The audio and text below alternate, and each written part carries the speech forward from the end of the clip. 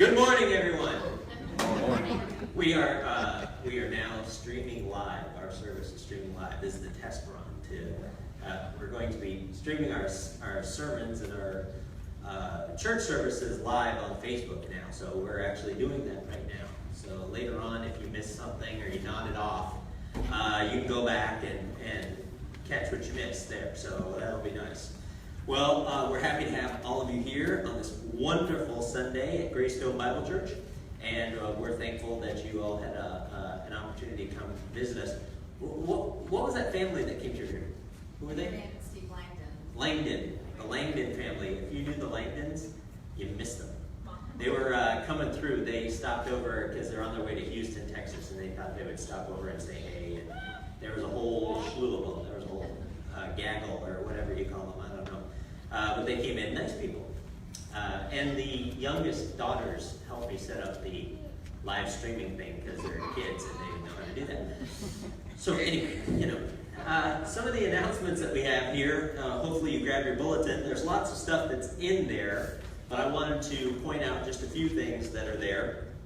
The first of which is coming Monday at 6:30, we're having our Valentine's Day dinner.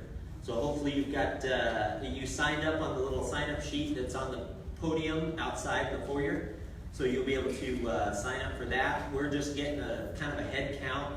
I already called up Cracker Barrel, which is where we're going, right there on Schillinger. And I told them, hey, we're going to probably have about 20 people. And they said, well, we don't take reservations. And I said, well, that doesn't change the fact that on Monday at 6:30, I'm rolling in there with 20 people. So I'm just prepping you. And they're like, okay, we'll write that down. Good call. Good call. So anyway, we're looking forward to that this Monday, as in tomorrow, 6:30 at the Cracker Barrel in Schillinger. So we're hoping that you can come and fellowship with us. Also, next Sunday is going to be our movie night over in the gym. So hopefully you'll be able to come for that. The movie will be starting at 5 o'clock, and we're kind of putting it out there to the public as well. If they want to come and see the movie, we're going to be watching God's Not Dead 2, and we'll have, popcorn and all that kind of good stuff, If you want your own snack, you can bring your snack, and that type of thing. But it'll be ready for us next Sunday, the movie night. And then the ladies, of course, are having their little night out at Nancy's house. Larry and I will be discussing when and how we're going to crash it, because that's what we always talk about. And then Nancy gives us the dirty look, and then we don't do it. But we love talking about it, though, right? So anyway, so we're looking forward to that, too, okay? Every month we always have ourselves a missionary. So this missionary for this month, of course, is Julia Lyles. We're looking forward to, we got some information from her, like on some of the things that she's doing, and I took that paper and I posted it, or did you post it over there? We didn't post it. I was just kidding.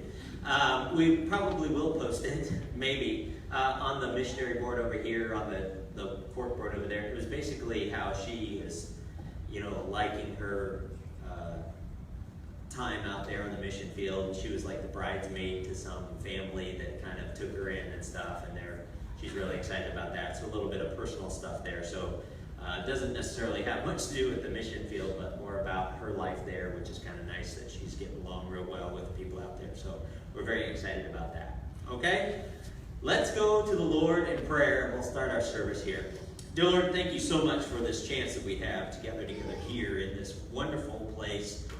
Great sunshine outside, great day to just honor and glorify you. Dear Lord, help us to truly just open our hearts and minds to everything we have here as we're coming up on the Valentine's Day season. Help us to remember the true love and the true generosity that was given to us through you, through your Son, that we might be able to carry that love forward to those of us around us and maybe just help them to know that wonderful good news of your love and your grace. Dear Lord, once again, just help us to open our hearts and minds to you, and we would just ask that this would truly be a blessing on all who hear. And we ask this in Jesus' name. Amen.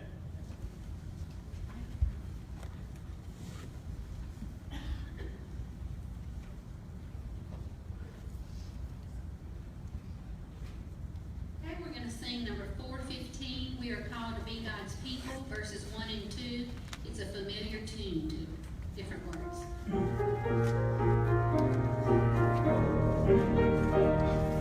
We are called to be God's people, showing by our lives His grace. In one heart and in one spirit, sign of hope for all the race. Let us show how He has changed us and remain us as His own. Let us share our life together as we show around His throne. We are called to be God's servants, working in His work today, taking His own task upon us, all His sacred words obey. Let us rise then to His summons, dedicate to Him our all, that we may be faithful servants, quick to answer now His call. I'd like you to greet each other, give each other a kiss, and encourage each other.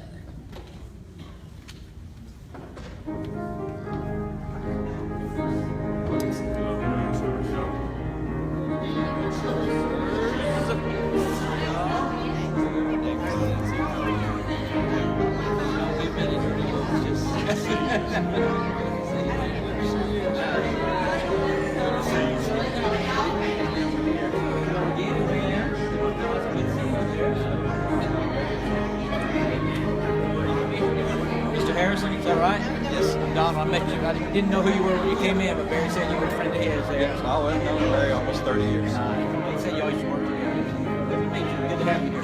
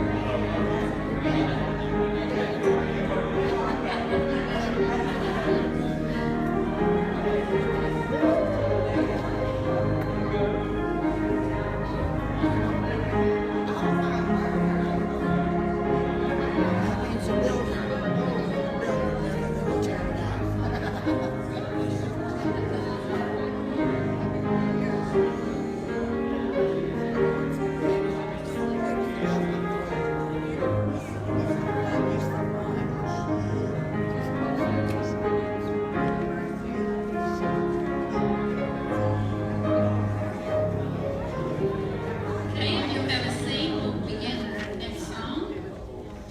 We're going to do a medley. We're going to do a medley of 3 songs, number 4, 22, 23, and 24. And we will go, Sherry will give us a key change between each song, and we'll sing them.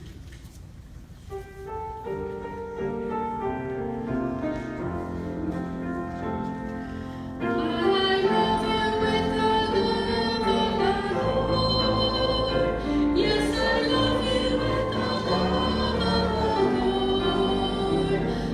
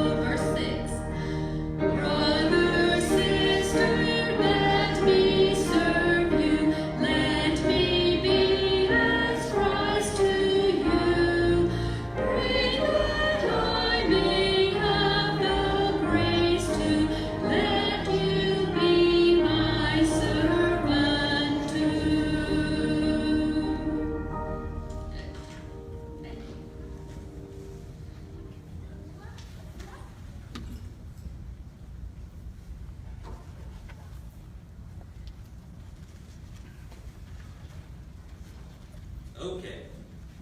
Scripture reading today comes from Galatians 5, 13 through 15. We're coming down to our last few Galatians passages. We've been doing a series on Galatians, and now that the Super Bowl is behind us, I don't know if any of you watched that Super Bowl. That was crazy. But now the Super Bowl is behind us, and then we're coming up on Valentine's Day and all. As we get back to our book of Galatians study, we might actually get something in there about love itself. So in case you need a reminder about our study that we had in Galatians, the Galatian people were in defense, or Paul was writing to the Galatian people in defense of the gospel itself, because there were some false teachers in that area that were trying to preach against the gospel. They were telling them that the gospel is not enough, that they needed to continue to follow the law. And some of these new Christian believers were, very impressionable about what they knew or what they didn't know or whatnot. So Paul wanted to make sure that he defended the gospel as best he could to let them know that faith in Christ is all that you need for salvation. Christ has set us free. And with that freedom comes a responsibility. God loved us so much that he freed us. And that freedom must not be taken lightly. We also must continue to love God and love others. So, if you have Galatians there, let's take a look at it. Galatians 5, verse 13 through 15. And it starts by saying, "For you, brethren, have been called to liberty," or freedom. "Only do not use liberty as an opportunity for the flesh, but through love serve one another. For all the love is fulfilled in one word, even in this, you shall love your neighbor as yourself. But if you bite and devour one another, beware, lest you will be consumed by one another."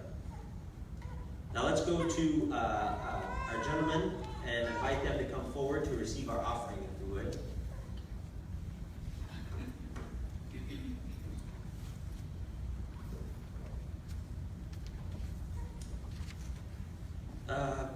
Did you do anything? What's that? Were you last time, or I don't remember. Were you last time? I don't remember.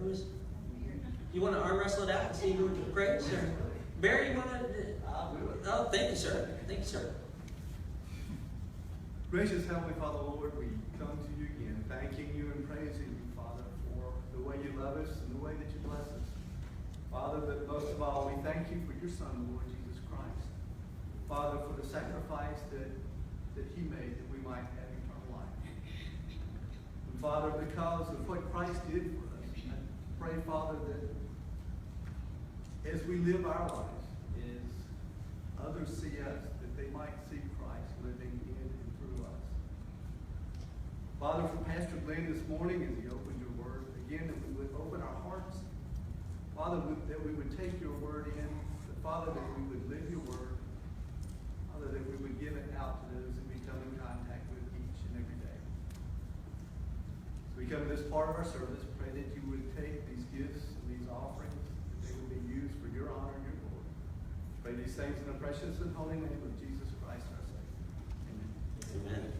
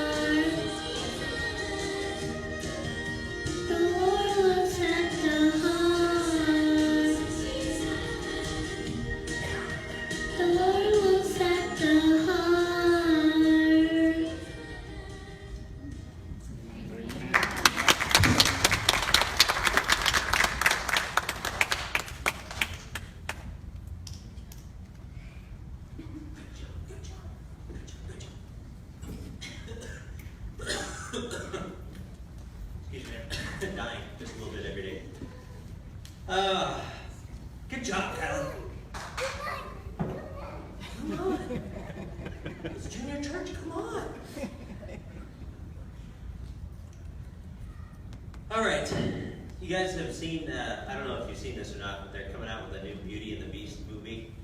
I'm a guy, I don't care. But my wife was very excited about it. So I was trying to think of a good story, and I remembered this part of Beauty and the Beast. Do you remember that scene? I don't know if you do or not, but do you remember that scene when the Beast was about to confess his love to Belle? All right? And Cogsworth, the little enchanted little clock there, he comes tripping in, he looks, and he sees, the two of them get, drawing close together and everything. And he's very excited, because he's thinking, well, this is it. This is where, good things are about to happen because they've been cursed for so long. And that spell is about to be broken because he's going to pledge his love to her, and she's going to, reciprocate it back. And as soon as that happens, boom, everything's going to be great, right? Well, she clasps the Beast's hand, and Belle looks into her eyes, or looks into his eyes, I should say, and she asks if she could look into his magical mirror one last time to see her father. Well, when she does that, she sees that her father's in trouble. And because her father's in trouble, she gasps and she drops the mirror or whatever. And, she's excited. She looks at the Beast. She says, "I'm sorry, but I have to go to him." And the Beast looks at her and says, "Okay, go to him then."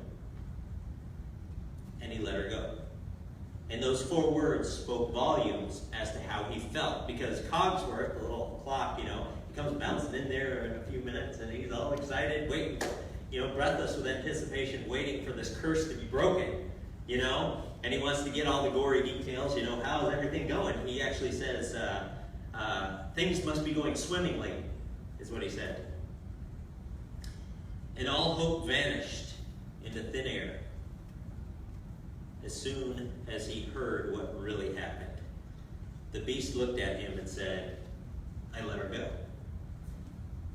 And he confessed to this little enchanted clock, who didn't say much for a second, but then all of a sudden the gravity of the situation kind of set in, and he's like, "You did what?"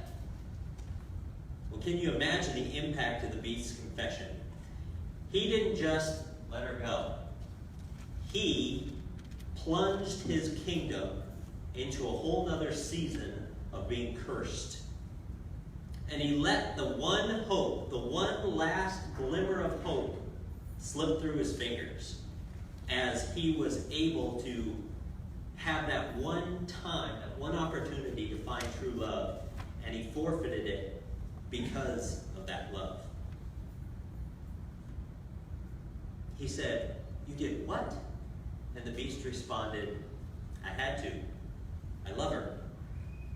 And that's when he really realized that love isn't something that, you possess. Love isn't some object that you hold dear and selfishly grasp onto. If it's true, setting it free will make it grow on its own. Well, what is freedom?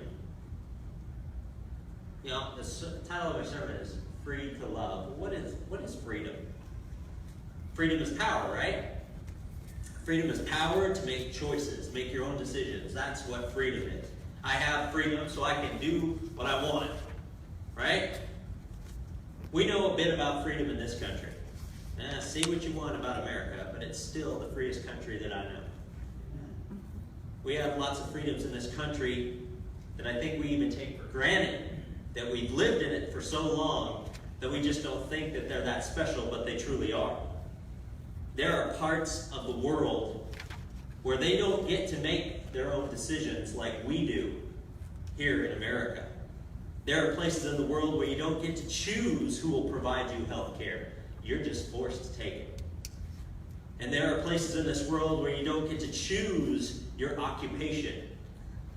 There are places in this world that you don't even get to choose where you live. Or in some cases, you don't even get to choose who you live with. we have a little bit of freedom and we know a little bit about something. But freedom, I think, is a little bit more than just doing whatever you want, isn't it? I think it is.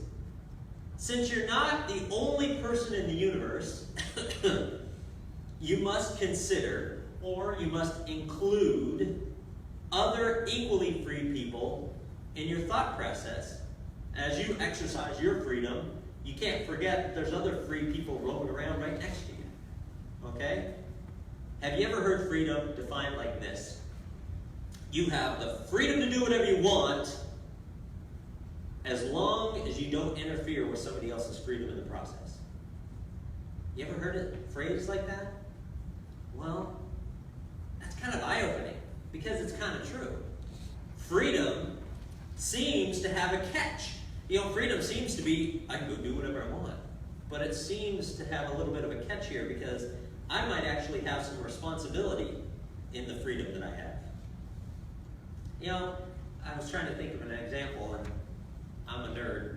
So, in the movie Spider-Man, Peter Parker actually gets special spider powers because he gets a radioactive spider bite, you know. And with his newfound powers, he can do whatever he wants to. As a matter of fact, when he first gets his superpowers, he does just that.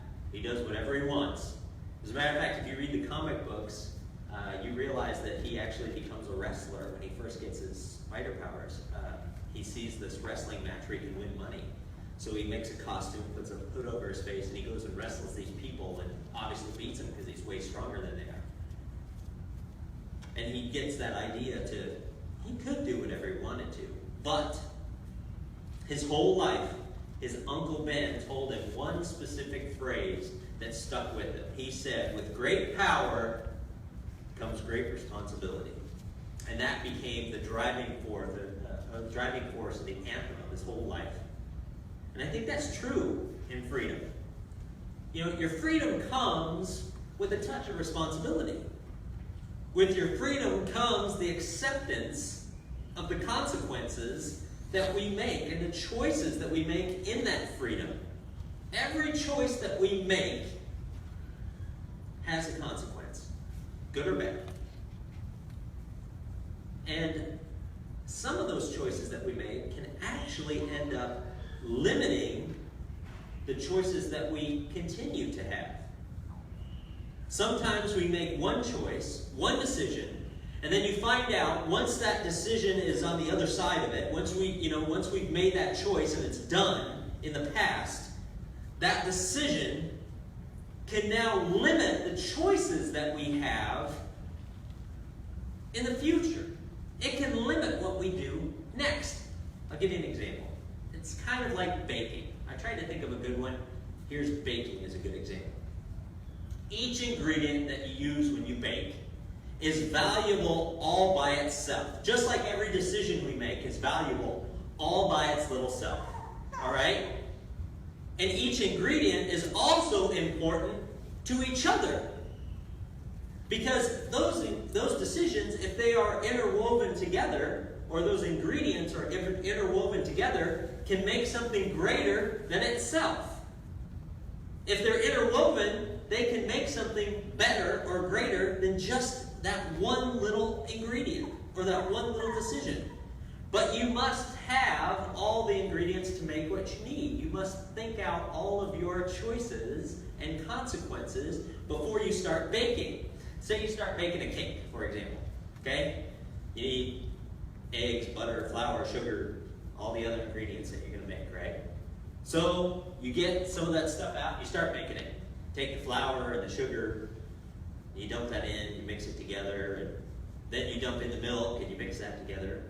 And then after you do all that stuff, you realize that you don't have any eggs. Well, now what choice do you have? You started doing it, and now you're halfway through and you're already committed to what you're doing, but you don't have any eggs. So what do? Well, you can, keep going.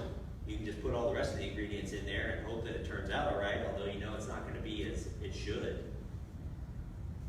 Or you can take what you have and try and use it for something else. I mean, you try to make something else. So, well, I started to make a cake. Well, now I can't make a cake. Well, maybe I can figure out something else to use it for, you know. But that kind of limits what choices you have too. Or in the end, you could probably just say, forget it, just dump it out, just not do it at all. I mean, that's a possibility too. But every choice that we make has consequences. Even if we have things planned out, every little thing, every step we make has a chance to work out well or work out detrimental. FYI, if you do run out of eggs, I'll just give you this little trivia for you trivia buffs. If you take 2 tablespoons of water, a teaspoon of vegetable oil, and 2 teaspoons of baking powder, you mix it together, it's the same thing.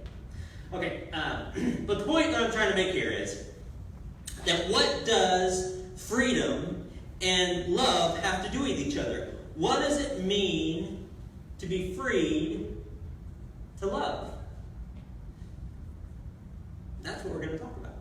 That's what we want to know about. This passage, Paul gives us a brief overview of our responsibility that we have to being freed to love in Christ.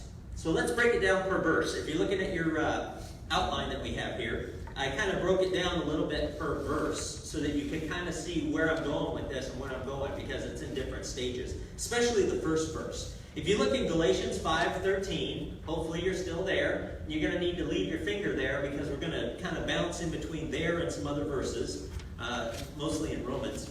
But in Galatians 5:13, it starts off and it says there, "For you, brethren, have been called to liberty." Okay, stop right there. First off, he calls the readers brethren. And he refers to that brethren as having liberty or freedom. So based off of just this small part of this verse, "For you, brethren, have been called to liberty," we can tell that he's talking about Christians. You can tell that from this part. Only believers in Christ have the choice to voluntarily free themselves from the practice of sin. Turn to Romans 6. Leave your finger there in Galatians and turn to Romans 6. Chapter 6, verse 17 and 18. Romans 6, verse 17 and 18. We have a choice. As believers, we actually have a choice to not sin or sin. We have that because of this verse. Look at Romans 6, verse 17 and 18, that starts off by saying, "But God be thanked, that though you were slaves of sin," we were slaves of sin, we didn't have a choice, "yet you obeyed from the heart that form of doctrine from which you were delivered, that having been set free from sin, you become slaves of righteousness." This verse is very important because it tells us that as slaves, we're kind of bound. We don't have a lot of choices. As slaves, we are bound to our master, to the master's desires. Here it shows us that our master starts off as being sin. Sin is our master. We don't have any choice. We are slaves to sin. That means no matter what we do, sin is what dictates how we act, react, and interact amongst life.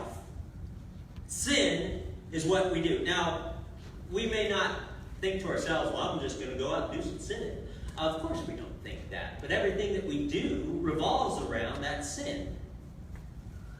But it tells us here that even though that's where we started off, it's not where we ended up. Because it tells us here that we've been set free from sin, giving us the freedom to choose to live for that righteousness. So this passage here is definitely for believers. If we're Christians, if we know Christ is our personal Savior, if we know that Christ came to earth and was born, lived a perfect life, died on the cross for our sins, and rose again on the third day, if you believe that in your heart, this is for you. Brethren, free men, this is it. Get back to Galatians 5. We'll start back where I left off. It says, "For you, brethren, have been called to liberty." Let's get to the next part here.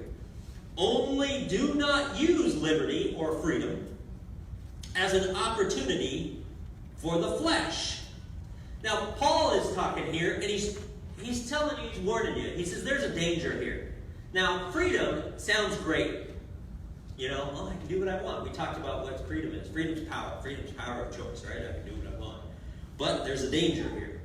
And he tells us that freedom to choose can give way to selfishness.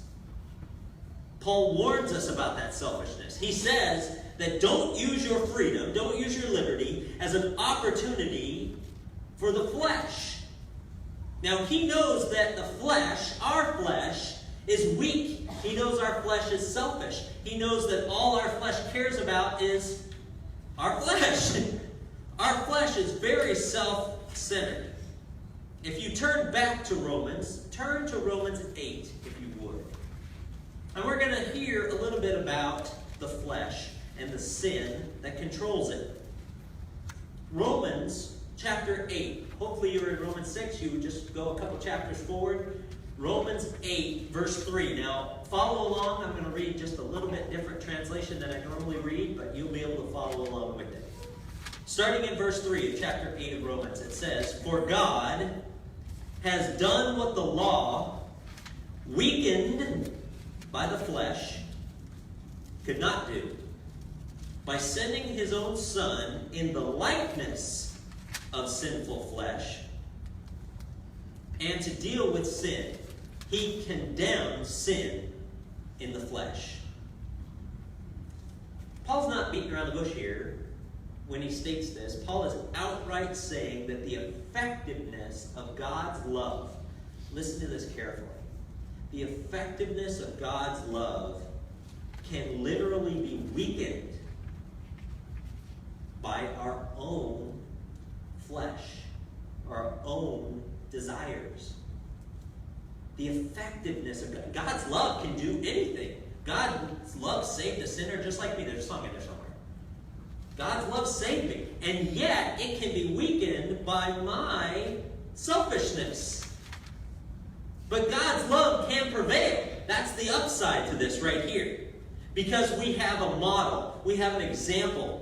We have somebody that can show us who was sent in the likeness of flesh. He wasn't sent in the flesh, in that sinful desires, in that weakness, in that selfishness, but in the likeness of it.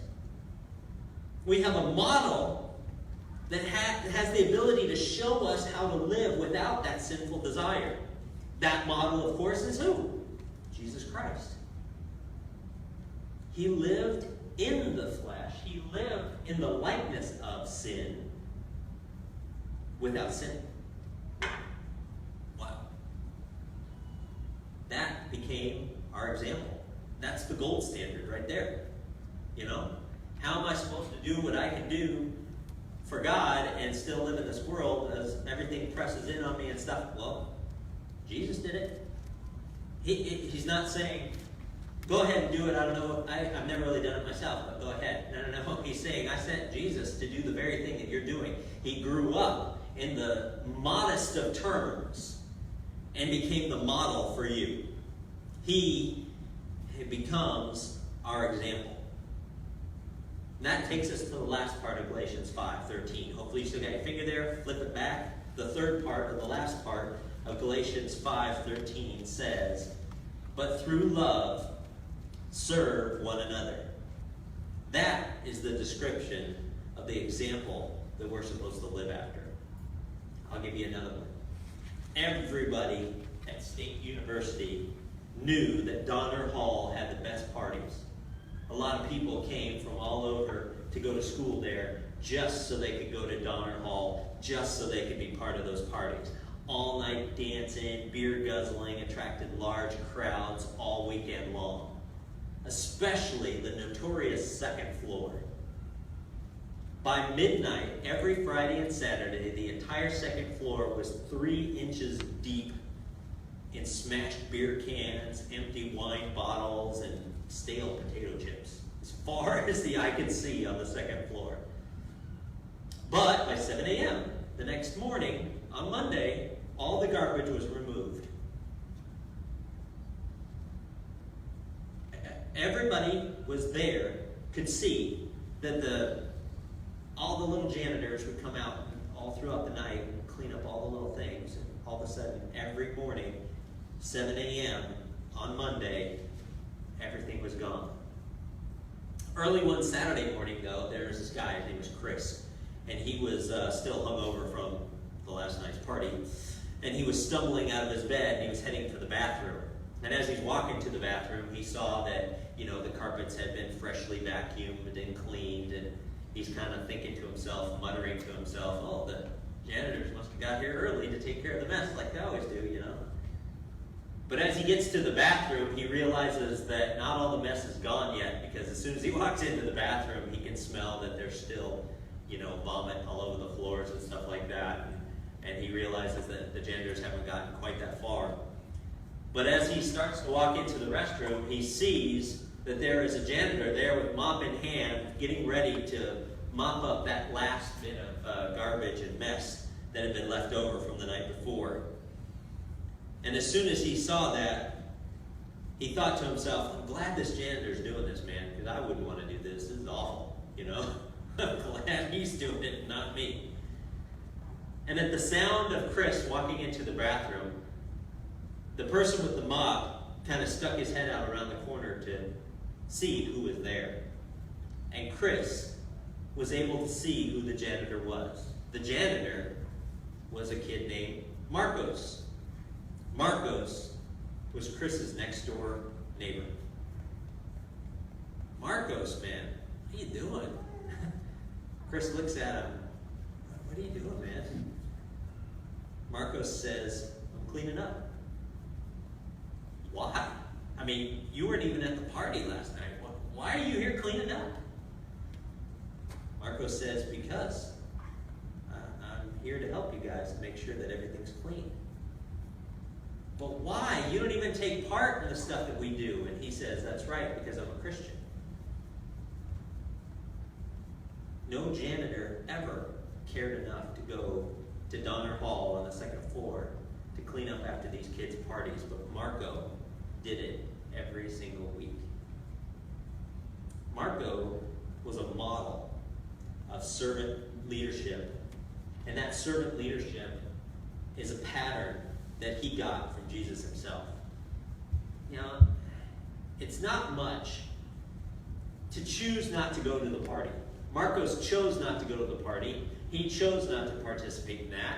A lot of Christian people might choose to do that same thing. Well, I'm a Christian, I'm not going to participate in what they're doing. But Marcos took his dedication to servant behavior to the next level. He didn't just choose not to go to the party. He chose to help his classmates at his own expense. That is the freedom in verse 13 to serve one another in love. That was his choice. He had the freedom to do whatever he wanted to, and yet he chose to serve. The danger that Paul's trying to get these Galatian people and us to understand as Christians, that freedom is not a license to do whatever you want to do. Freedom is not a license to sin. Romans 6, 1 and 2 says, what shall we say then? Shall we continue sinning so grace may abound? You probably all heard this. Do you remember what the answer was? Certainly not. Should we continue sinning even though we've got, fire insurance, even though God's given me that pass and I'm going to be able to do what I want and I'm still going to make it into heaven, even though I've got that fire insurance? Should I continue sinning to show how strong grace is, that even a sinner as bad as me can still make it into heaven? Is it okay to go and do that? The answer is certainly not. Of course not. How shall we who died to sin live any longer in it? Now, the concept of being called to liberty, or called to freedom as it tells us in verse 13, has to do with more than just ourselves. I started off by saying, have you ever heard of the definition, you can do whatever you want as long as you don't infringe on the freedom of other people? Well, we can't deny that there are other equally free people around here, and all the decisions I make and the decisions they make will interact with each other. Sometimes the decisions I make have a consequence, and sometimes I'm not even the one that pays that consequence. Sometimes others do. Paul tries to get us here in Galatians 5 to understand and to draw our attention away from ourselves and focus more on other people. Let's get to the next verse. Look at Galatians 5 again. We just talked about verse 13. Let's get to verse 14 now. It says, "For all the law is fulfilled in one word, even in this, you shall love your neighbor as yourself." Turn to Mark chapter 12, verse 31 and 32. 30 and 31. Mark 12. Now, Galatians 15 here has an Old Testament quote in it. You can see that because it's in quotations and it's italicized. And when you see an italicized quote like that, or an italicized sentence in there with the quotations around it, that means that it's a quote from somewhere else. This particular quote comes from Mark chapter 12, verses 30 and 31. This is Jesus here. And when Jesus, the powers that be didn't like Jesus. Jesus grew up a perfect life. He never sinned. He wasn't wrong. And all these other people who thought, the Pharisees and Sadducees, the lawyers, all these people who studied the law for so long, thought they were so smart. They used to argue with each other all the time on what they thought was right. You know, these guys, one group would say, "I think this is the greatest commandment." And another group would say, No, you're wrong. I think this is the greatest commandment. And then this other group would go, No, I think this is the greatest commandment. And they would all sit there, and none of them were living a godly lifestyle. They just like to sit there and argue about how smart they were. And nobody liked Jesus because he was always right. So they had a plan. You know what? We're going to try and trick him. That's what they did. We're going to try and trick him. And we're going to ask him a very specific question. We're going to ask him what he thinks is the most important commandment.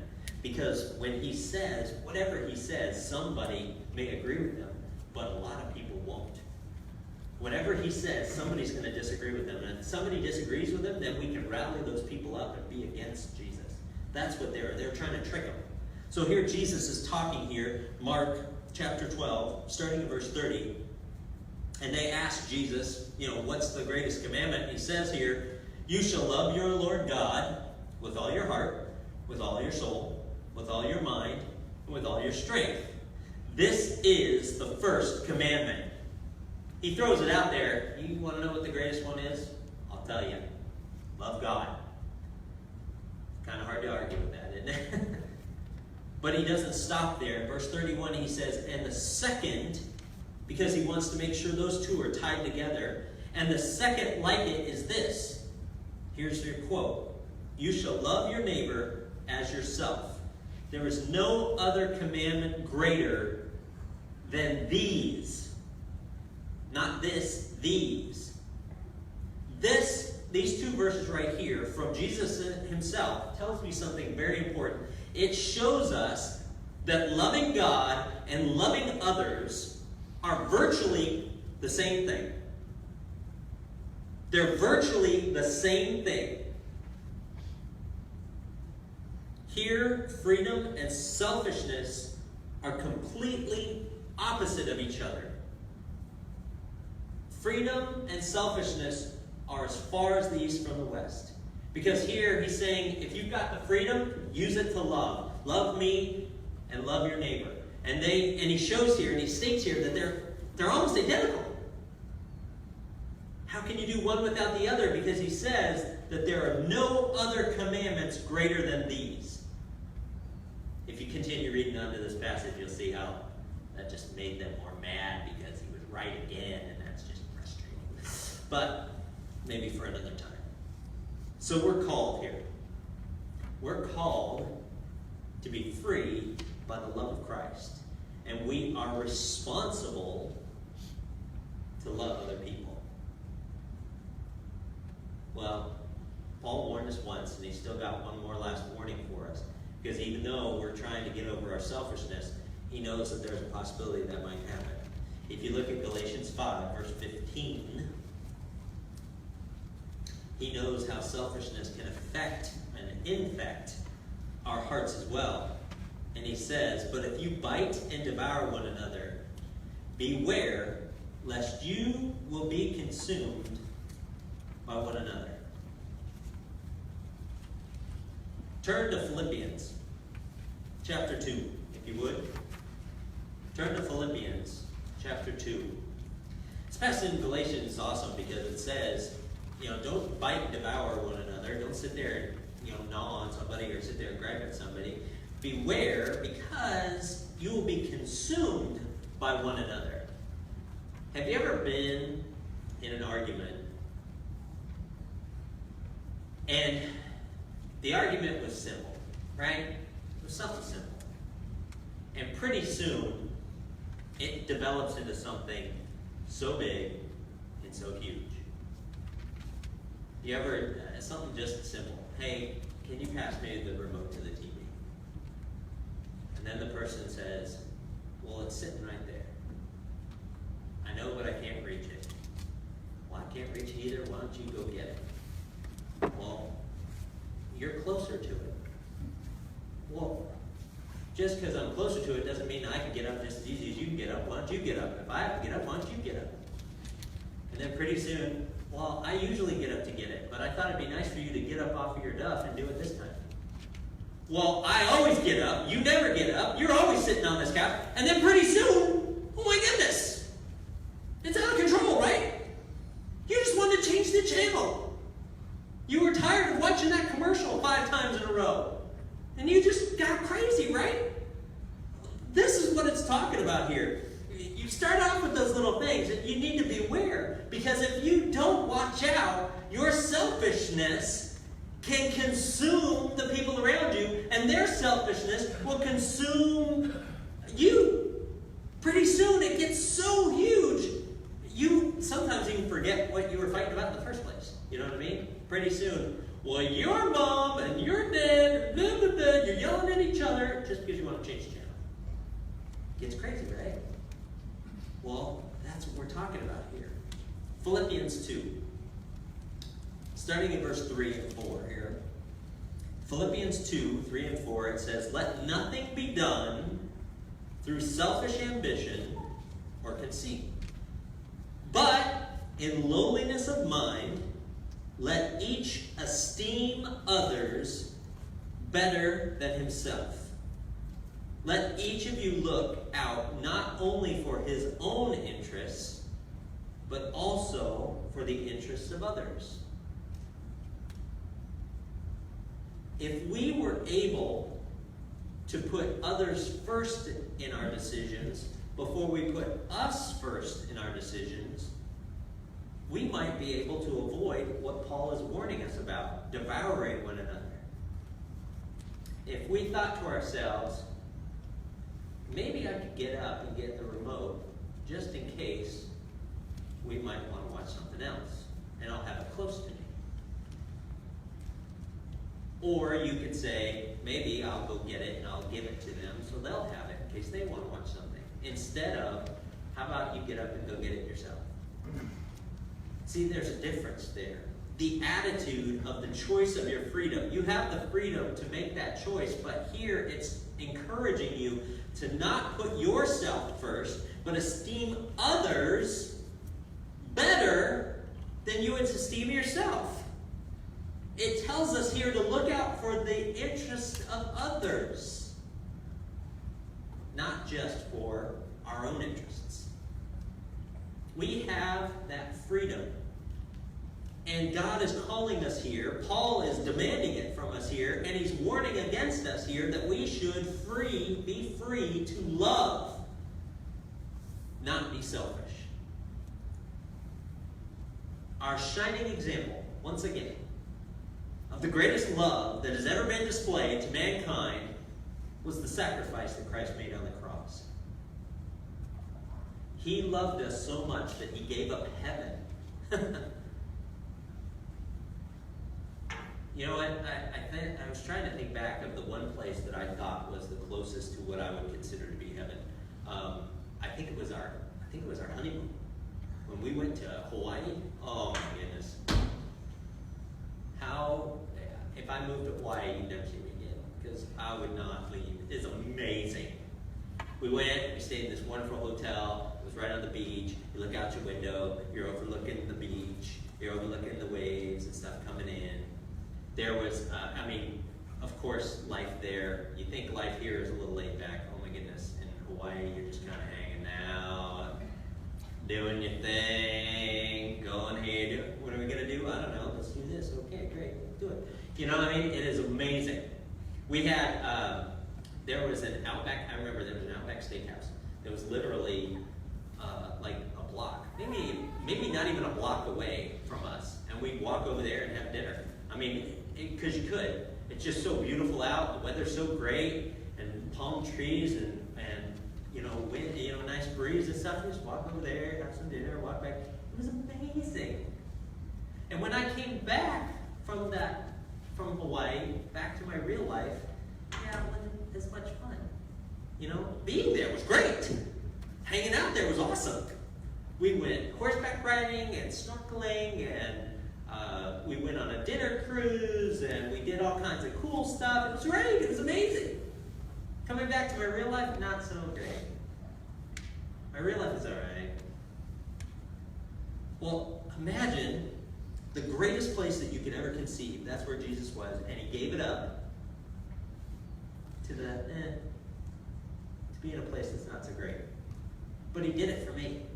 He put himself before me. That's our model, right? That's what this passage in Philippians 2, 3 through 4 tells us. Putting ourselves second. Making sure that our greatest example is found in the sacrifice that Christ made for us. He gave up heaven for me. And now God's Spirit grows inside me. And if it grows inside me, hopefully it's getting me to go love just like he did. If he grows more in me and I grow less, then my desire for him will be greater than my desire for me. If I allow him to make the choice to let him teach me and grow me and lead me, then I will do exactly what he wants me to do. Love others and love him. Love isn't freedom to do whatever you like, no matter the cost of those around us. Our decisions have consequences. But when we remember that love is giving, like God gave, well, our love should motivate us into action. It should change the way we look at things. It should motivate us to be more than just what we are now. Everyone likes to receive love. Everybody does.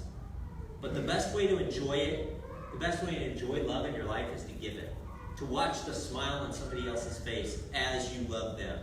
John 3:16, the beginning of it says, "For God so loved the world that he gave." That's what he did. Now he calls me for that. So it is my prayer for us that we'll do just that.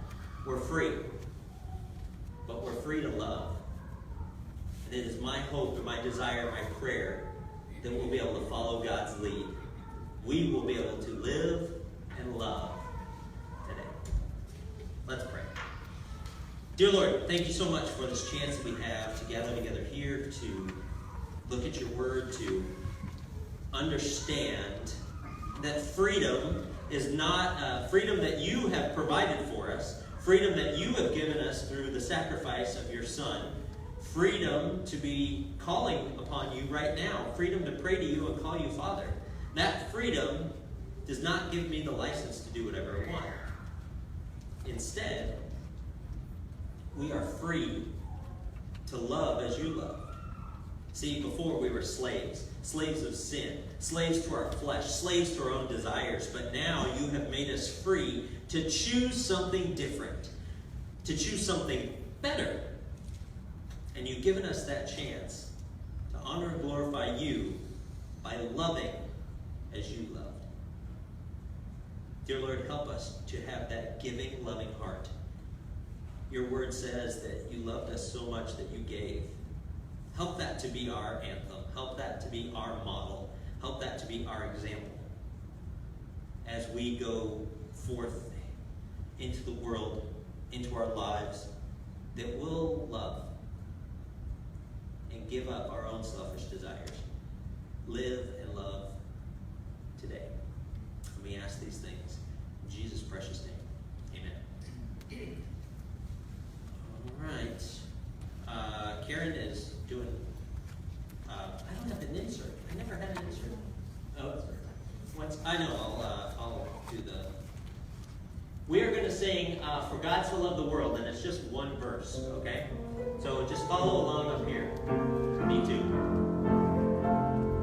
For God so loved the world, He gave His only Son to die on Calvary's tree. From sin to set me free. Someday He's coming back. What glory that will be! Wonderful His love to me. Absolutely. Wonderful His love for us. Wonderful His love that He's displayed to us. Wonderful the gift of His Son. Help us to go forth and be free to love this week. You are dismissed.